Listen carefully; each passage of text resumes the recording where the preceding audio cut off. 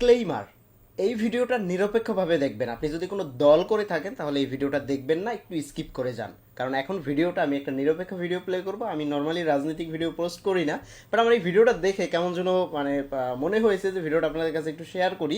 ভিডিওটা দেখুন, আমি রিয়াকশন দেবো অ্যান্ড দেন তার কথাগুলো একটু মনোযোগ সহকারে শুনুন।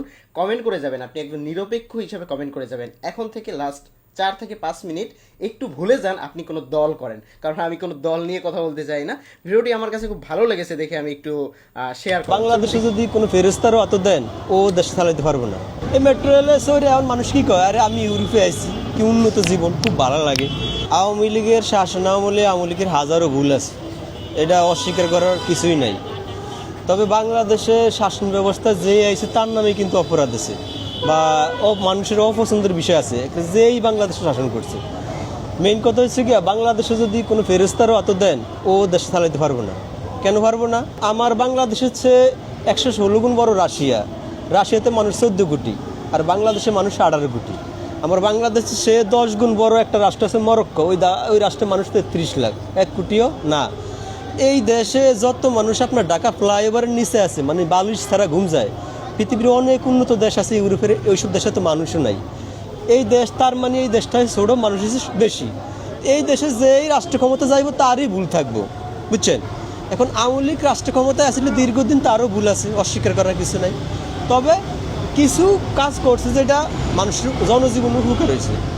যেমন একটা মেট্রো রেল করছে না, এই মেট্রো রেলে সরে এখন মানুষ কি কয়, আরে আমি ইউরোপে আইছি, কি উন্নত জীবন, খুব ভালো লাগে। আবার একটা পদ্মা সেতু করছে, আগে মানুষ অ্যাম্বুলেন্স নিয়ে দাঁড়ায় থাকতো ওই পাশে, ফেরির অফার, এখন দৌড়ে আয়া পরে। উপকৃত হয়েছে না মানুষ? ঘরে ঘরে বিদ্যুৎ দিয়ে, সেটা দিয়ে তো মানুষ উপকৃত হয়েছে। এখন কিছু দিক আছে সত্যি ভালা, যেটা আর প্রশংসা করাই লাগে, আসলে প্রশংসার দাবিদার। এখন আওয়ামী লীগের নামে ধরেন একটা বদনাম মানুষরা ওটাই যে আওয়ামী লীগ মানে শেখ হাসিনা সরকার ভারতের প্রতি বেশি আসক্ত বা বেশি ভালো সম্পর্ক ভারতের সাথে। এখন বিশেষ করে ভাই, এই পৃথিবীতে তৃতীয় বিশ্বযুদ্ধ বাঁচতে বেশি সময় লাগবে না, সর্বোচ্চ 5 বছর। কারণ ওয়ার্ল্ডে যে সমস্ত রাষ্ট্রে পারমাণবিক অস্ত্র আছে, প্রত্যেকটা দেশের প্রধানমন্ত্রী মাথা গরম। এই কথাটা আমার খুব ভালো লেগেছে। মানে এটা সত্যি কথা, যাদের হচ্ছে যে দেশে পারমাণবিক অস্ত্র আছে সে দেশের প্রধানমন্ত্রীর মাথা গরম, এটা আসলেই ঠিক। কথাগুলো শুনুন, এখন পয়েন্টগুলো একটু শুনুন।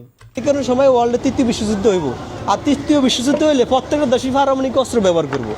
ধরেন তৃতীয় বিশ্বযুদ্ধ হইলে, ধরেন যুদ্ধ বিধ্বস্ত হইলে পুরো পৃথিবীর 1/3 তো নষ্ট হয়ে যাবে পৃথিবীর। ওই সময় একটা বোম যদি কোনো না কোনোভাবে বাংলাদেশে আইসা পড়ে, বাংলাদেশের মানুষ যাইবে এমন কোনো পথ আছে? আমাদের দক্ষিণে নাপ নদী আছে, যেটা মায়ানমার একটা বৌদ্ধ রাষ্ট্র, ও আমার জায়গা দিব না। আবার আমার সব সাইডে আছে কি ভারত। এমন একটা বোম যদি আল্লাহর হুকুমত ভুলেও বাংলাদেশে পড়ে, আমরা যে কোন জামা এই জায়গা তো নাই, আসেনি নাই, জায়গা নাই। আর ভারত আমার পাশে, সব সাইডই ভারত, একটু সম্পর্ক থাকতেই পারে। কিন্তু কথা হচ্ছে কি, বাংলাদেশের মানুষ এটার ওভার কিছু মনে করে। আর এই যে প্যালেস্টাইন আজকে যদি আক্রমণ করে, প্যালেস্টাইনের পাশে ইয়েমেন আছে, সৌদি আরব আছে, আপনার আফগানিস্তান, পাকিস্তান, তুর্কিস্তান, কাজাকিস্তান, যত মুসলিম দেশ আছে, ইরাক, সিরিয়া, হ্যাঁ, লেবানন, জর্ডান, সব দেশগুলা এই আপনার এই যে প্যালেস্টাইনের পাশে আছে, ওরা যাওয়ার একটা জায়গা আছে। কিন্তু বাংলাদেশের মানুষ ও একটা বোম ফেলে যে যাইবো, এমন জায়গা আল্লাহর হুকুম নাই, কই যাইব? ভারত যদি তার সীমানা বন্ধ করে যাওয়ার কোনো জায়গা আছে? আর ঠিকই তো, মানে এটা ভাবা উচিত যে ভারত যদি সীমানা বন্ধ করে দেয় তাহলে কোথায় যাব, তাহলে কোথায় যাওয়া উচিত একটু কমেন্ট করবেন ভাই। নিরপেক্ষভাবে দেখবেন, আমি কোনো দল করি না বা আমি বাংলাদেশের রাজনীতি হেট করি, এটা আপনারা অনেকেই জানেন। বাট ভিডিওটা একদম যুক্তিযুক্ত কথা এবং তার কথাগুলো একটাও ফেলার মতো না। আপনি যদি নিরপেক্ষভাবে ভিডিওটা দেখেন তাহলে ওনার কথাগুলোর মর্মটা বুঝতে পারবেন। আর যদি কোনো দল করে থাকেন তাহলে ওনার ভিডিওটা আপনার কাছে বিরক্ত লাগতে পারে। পরবর্তী কথাগুলো শুনুন। বিশ্বযুদ্ধ ওইটা তো একদমই হাসা। এই পার্শ্ববর্তী দেশের সাথে সম্পর্ক ভালো থাকতেই পারে, এটা অস্বাভাবিক কিছু না।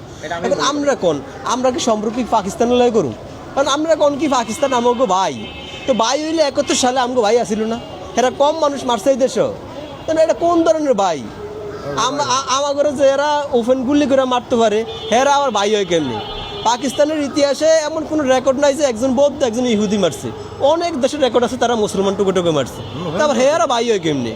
আমার এটা বুঝেই ধরে না ভাই। আমরা তো নর্মাল কাতারের লোক, আমার এটা বুঝে আসে না, বাকি আপনারা জানেন। এখন কিছু কিছু লোক হেয়ারা বলে আমগো ভাই। এখন রাজনীতিতে ভুল নাই কার? বাংলাদেশের যে যুদ্ধ হয়েছে, এই যুদ্ধে জামাত ইসলামের ভুল আছে না? এই দেশের মানুষ যে সময় 11 নম্বর সিগন্যালে ডুববা মরে, ওই সময় জামাত তো মানুষের এন্ট্রিতে গেছে, মানুষের বিরুদ্ধে গেছে না। অথচ এরা হাদিস কোরআন সব জানে যে দেশের প্রয়োজনে মরলে সোয়াব, অথচ তারা কি এই বাংলাদেশের মানুষের ওভার করিয়া কোনো বিশেষ স্বার্থে পাকিস্তানের পক্ষ গেছে, তো তাকে বিশাল বড় একটা ভুল আছে না। তারপরে যে জামাত ইসলাম বড় একটা প্রোগ্রাম করলো সোহরাওয়ার্দী উদ্যানে, এত কোটি টাকা খরচ করে এত বড় একটা প্রোগ্রাম করলো, অথচ গজল গাইলো সব করলো, কিন্তু জাতীয় সঙ্গীত গাইলো না। আমার মনে হয় এরা মুক্তিযুদ্ধটা মানতেই রাজি না। জাতীয় সঙ্গীতটা গাইলে কি হইতো, ওই তো মাসের কথার তলে পড়তেন না। এই জন্য ভাই বলি কি, বাংলাদেশের সমস্ত রাজনৈতিক দলের ভুল আছে, আমি ঠান্ডা মাথা যদি চিন্তা করেন, মানে কেউই পরিপূর্ণ শুদ্ধ না। যেমন সব দলে ঠিক আছে মানসি ভুল আছে, কিন্তু আমাকে বিপ্লবের পরে যে এনসিপি দল গঠন হয়েছে তাকেও ভুল নাই, তারা একদমই নিষ্পাপ। কিন্তু আজ জনগণের জিজ্ঞান তো এনসিপি সম্পর্কে মানুষ বকা দিব, কারণ এনসিপি ভুল নাই। আপনি দেন না এনসিপি নেতাকে কী অবস্থা, এমন রাতারাতি যদি কেউ পরিবর্তন হয়, মানুষ তো কইবি যে আপনি টেয়া পয়সা কই পাইছেন, কইব না। তখন আমি রিক্সা চালে আমার অবস্থা এরকম আর পরিবর্তন হয় না। কিন্তু ভাই তোরা ওই যে একটা লোক ধরা খাইছে চান্দাবাজি করে, হের বাপও রিক্সা চালায়, তো 1 বছরের মধ্যে বিল্ডিং কেমনে করে আল্লাহ হেরে টেয়া দিচ্ছে, আল্লাহ আম করে করে কেউ টেয়া দিতে পারে না, হেরে এত ভালো জানি। তো এরকম শৌকের যায়, মানে খুব তাড়াতাড়ি যদি আপনি চেঞ্জ হয়ে যান, মানুষ ভুল ধরবো না।